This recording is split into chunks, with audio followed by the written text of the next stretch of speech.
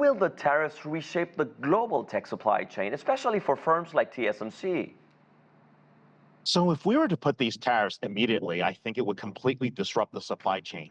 There is very little opportunity at the moment to build a ramp in the US to be able to create the critical supply chains needed to do that manufacturing. This is a 3 to 5 year transition. So you can't do this right away. And so you notice that the 100% tariff on computer chips is really designed to make sure that manufacturing of chips and precision manufacturing is in the US. That is the administration's goal from what we can tell. And so if you're bypassing to Vietnam, you're bypassing to India, you're bypassing through Mexico, you will still feel the impact. But if you're actually making an effort to at least try to build chip production or announce chip production investments in the US, you'll be okay. But the challenge is if you don't build, they're going to tab it up, add it up, and charge you for not building. So it's going to be an interesting impact to see whether companies can really manufacture in the US and at the scale that China can do it. And you've noted chip demand is up. So can US manufacturers realistically meet demand, at least domestically? Well, for domestic uses, let's say it's going into cars, it's going to electronics, it's going to some of the industrial uses, chip demand is up 21.3%. And that's the Constellation Research stats. But the challenge is, can we produce enough chips at the right scale, at the right cost? This could lead up to 20 to 30% increases in almost every electronic device until we get to scale for domestic chip production. So this is not a 1 year problem, not a 3 year problem. This is a 5 year transition. And you have to start somewhere if you want chip manufacturing to come back to the US, but we started outsourcing those in the 60s and 70s. So this is going to take a long time to rebuild those supply chains. And Ray, if you're planning, you're thinking about this, you're analyzing this 5 year term in which we achieve scale and cost, right? What do you see, which are the key bottlenecks you see preventing the US from getting there or from getting there at speed?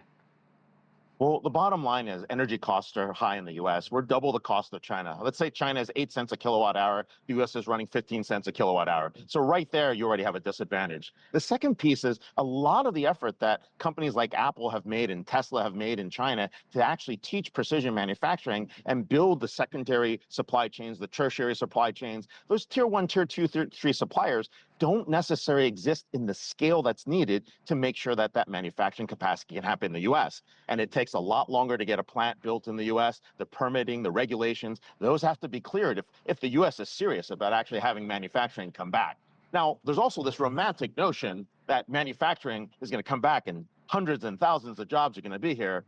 A lot of these manufacturing plants are going to be automated, as we've seen in China. Dark factories will probably be the predominant type of factories that we'll see in the US. And some companies may qualify for subsidies or exemptions, as you said, and as it's been being discussed in the media. What will it take to get out of jail free card under this policy? All you have to do is make an announcement that you're building a chip plant in the US. You're going to invest in the US. You're going to create that production. You get a grace period. If you don't build it, it looks like they're going to add it up. They're going to charge you the difference in tariffs that you should have paid if you do not build that plant. They need a time limit on the back end if you're setting that policy. Maybe it's 5 years, maybe it's 3 years. We're going to have to see. The details, like always, haven't been clear yet. And Ray, let's stand in the 5 year mark, right? The policy has achieved its objectives.